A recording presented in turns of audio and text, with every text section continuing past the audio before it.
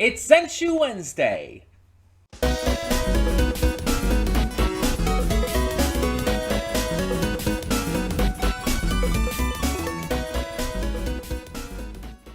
Hey everyone, welcome to Princess of Gay. I'm your host Connie, and today we are here with my blind reaction to episode 9 of Zenshu. And it's getting dangerously close to the end, and every time that happens with a series I find that I genuinely love, it always feels sad. Especially when it's like not known if this is like a single season thing or if it's going to have multiple seasons. I don't know the source material, I can't say.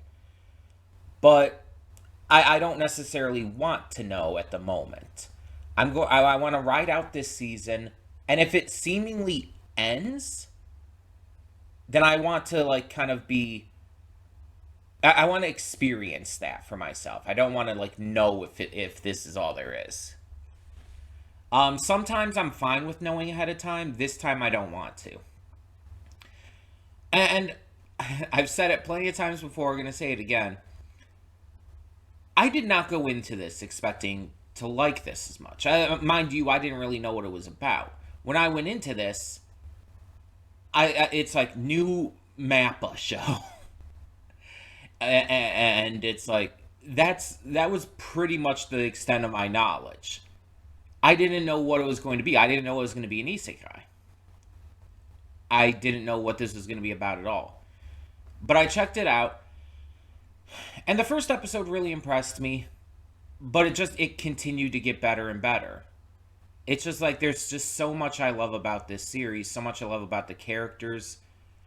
And it's like, on all accounts, on paper, this is a show that honestly I would say should not work as well as it does for me.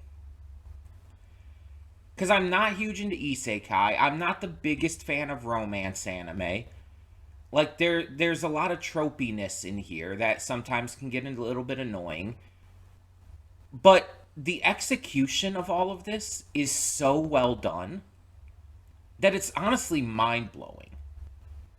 Like, I talked last episode about specifically the romance aspect and how well it's being handled, how well it's being portrayed compared to most anime. Excuse me.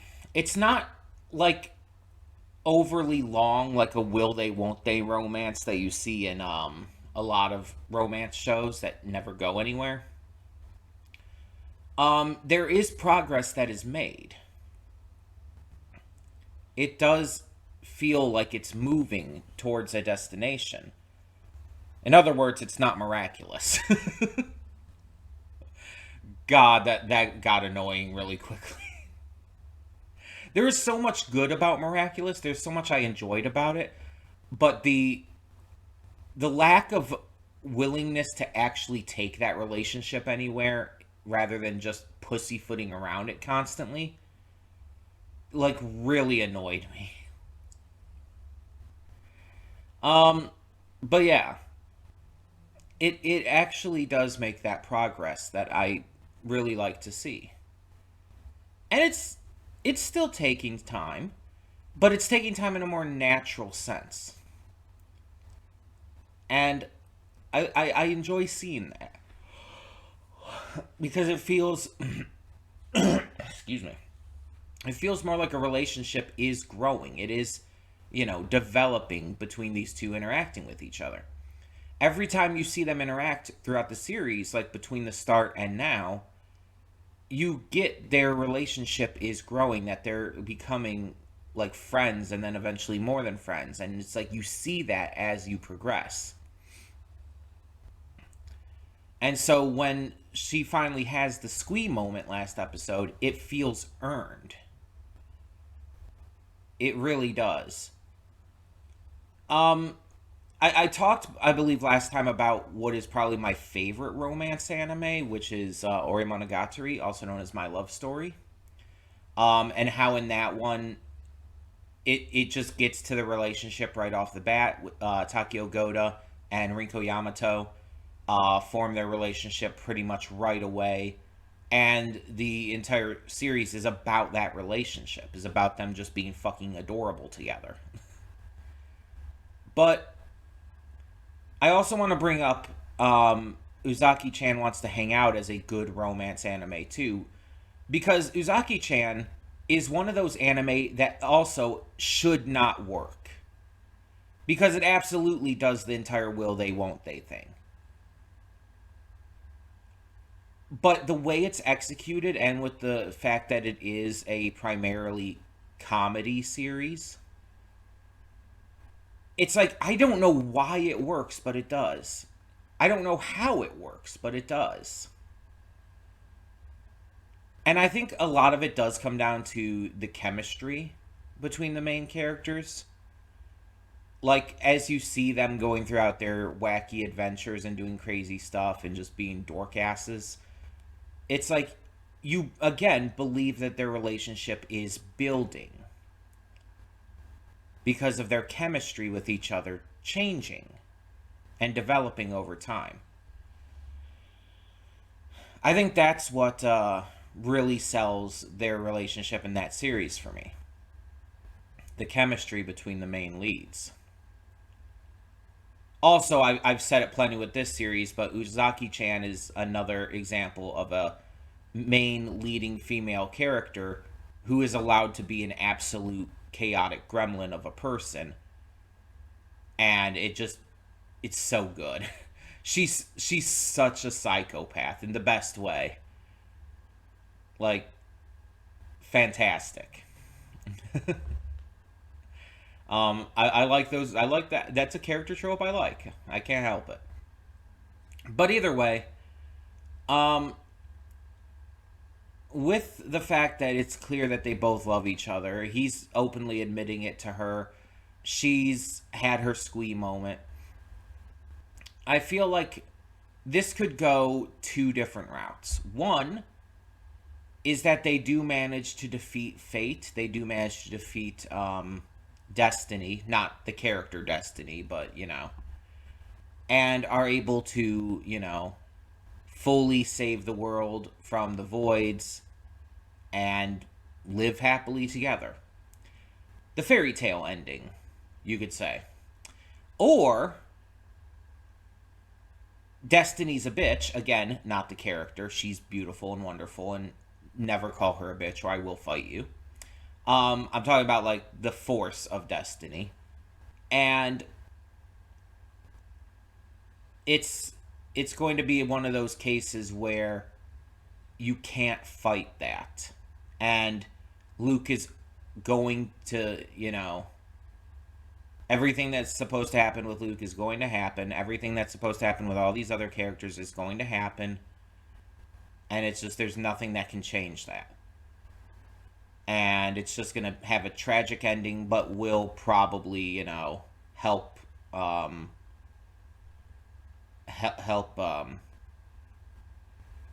is her name escaping me? I've done so well on her name. Why is it just now escaping me?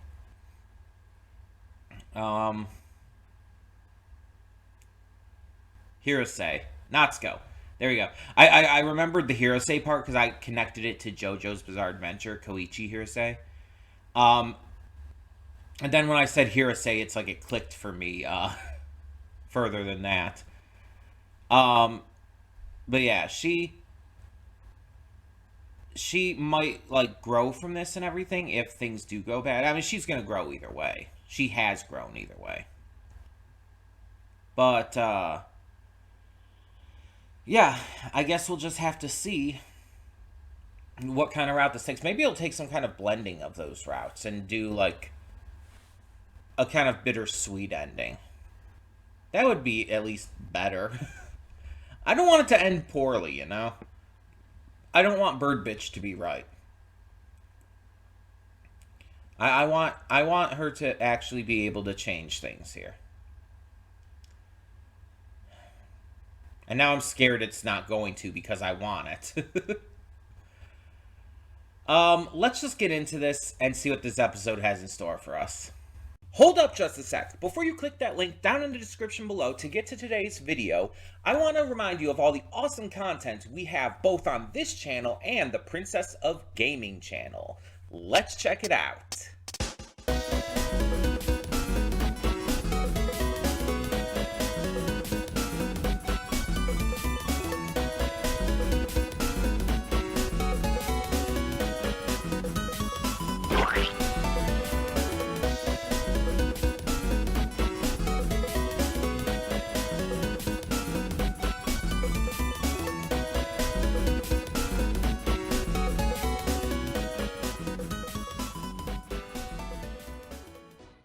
And we are back, and we'll begin with spoilers in 3, 2, 1, now. I don't know how to handle this. Because I've stated it before in previous episodes and whatnot, but I state it again here. QJ has not really had much of a character compared to the others. Very, very much, like, has not been focused on and has not really been given, like, you know, a lot of development or build-up or depth at all. And it was one of the things that I wasn't really bothered by, but I was, like, keenly aware of. And I didn't know if, like, a lot of that just was coming down to, you know, they're a robot, there's not much to go into there, or if it was something else. And now I know why. Because this episode is meant to, like, bring them to the forefront. And it doesn't give them a huge amount of development, because, again, it seems like there's probably not a lot to develop there. But it allows them to truly become a character, and then kills them off right away. And despite them not having, like, much of any other character or depth prior to this and all, it still made me cry. It still got me emotional. But the reason isn't because of QJ dying. That's the thing. It was because of Luke and Natsuko. This episode had built up that both of them had felt extreme guilt and pain over losing loved ones. Luke having lost multiple friends of his, and in Natsuko's case, the fear of losing these people that she's grown to love. Because she knows how this is supposed to end. And because of what Bird Bitch said, she's now super anxious and worried that she's not going to actually be able to change anything. And so it's because of both of them that I actually got super emotional. Because we didn't really see too much of, like, what Luke was thinking at that moment, besides just, you know, trying to protect Natsuko. But you know that's going to hit him hard, too, because he's already lost so many friends. And we know, like, what in the original story losing more friends and continuing to lose everyone in his life does to him.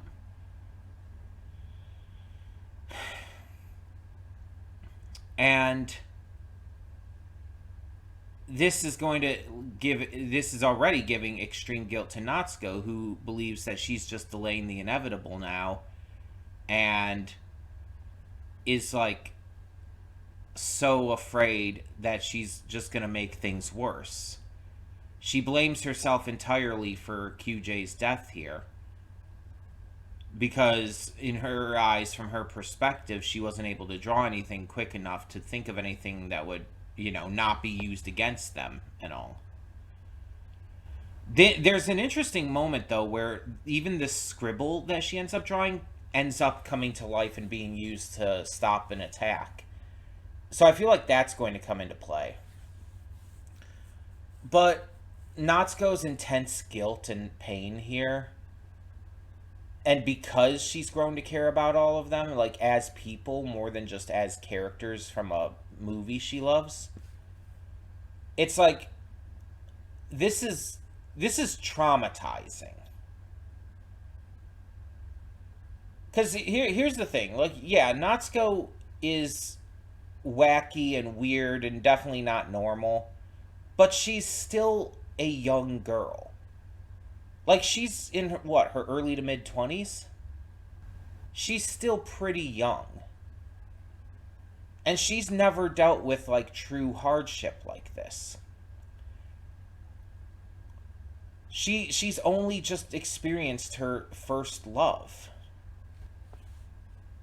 She's only just experienced friendship for the first time. And now she's experiencing death. She's experiencing the death of loved ones. Like, this has gotta be a lot for her to deal with. This has gotta be intensely draining, for one, but also emotionally devastating. As someone who has lost loved ones, it always hurts. And it's always going to. And it should, mind you, but it's not a fun feeling. It's kind of the worst feeling in the world. Especially when you just, even if it's like, even if it couldn't be your fault, sometimes you just feel guilt over it. Just for having, just for being alive still while someone you love is dead. Even if it's not like there's a reason for it, it's just sometimes an innate thing. And with all, like, the struggling that was going through her head as it was, with, like, the uncertainty of everything, especially after Luke has declared his love for her so, like, aggressively, and she had her squee moment, like, she is, this is gonna rock her to her core. But it actually gives me hope. And I know that sounds horrible, I understand that sounds crazy, but hear me out. The story has changed significantly with QJ's death. QJ is normally the only survivor because, they're a robot, and while the rest of the world is destroyed and all, they're not a living being to be destroyed as well. But they died here. Which is not just like, oh, a character who, lived and had to survive in, like, post-apocalypse by themselves afterwards, now just dies a little earlier or something. No, they weren't meant to die at all. Which means that this is a massive change that cannot be understated. This actually gives hope that other massive changes can be made. This gives hope that things are going to turn out entirely different here. Even if Luke does become the ultimate void, this gives hope that anything can be changed and that Luke could be saved. Or Luke might never become the ultimate void. Someone else might. And there's a lot of different possibilities that this opens. And I don't know what that's going to mean, but it very much gives me hope that this is going to turn out well because of that. It gives me the belief that this is going to actually succeed. Because despite the obviously depressing vibe that this ends on, the combination of all of this with, like, the fact that her squiggles even do something, and the fact that, like, that these big changes could imply even bigger ones. It's like everything that we're learning here clearly sets up for a different ending. And Bird Bitch may not like that, may not want that, but who gives a shit? Honestly. This isn't her story anymore. Natsuko has made it hers. And I feel like she's the one who decides how it ends. And so we're going to have to just put our trust in her. And she's going to have to, like, figure out, like, new strategies and new things to do. And again, I think the fact that the scribble, like, came to life as well is definitely going to be a hint towards that. Obviously, I do believe Luke is going to help her recover from all of this. I do believe that he's going to, like, be there for her, and he's going to be in a better position and a better mood than he could be because of her. So it's like, I think in a way they're kind of help each other out in that regard. It's going to be harsh, and, like, she's not going to be okay for a bit here. But I genuinely do think that this is going to get at least a semi-happy ending, even if it's not perfectly happy. Just from this episode, just from the stuff it gave us this time, it really feels like they're working towards something that is, you know, happier. This is just the dark point before the dawn. And that's important as well. You have to have a dark point. You have to, yeah, it has to get, like, upsetting. Because it makes the good feel better and work better. So, yeah, they could just, you know, be pieces of shit and just break our hearts and destroy us emotionally anyways. They could do that, but it just doesn't feel like they're working towards that at this point. We'll see how it goes, though. Tell me in the comments below, what did you think of this episode of Zenshu? And for now, I'm Connie, and I'm signing off. See y'all next time.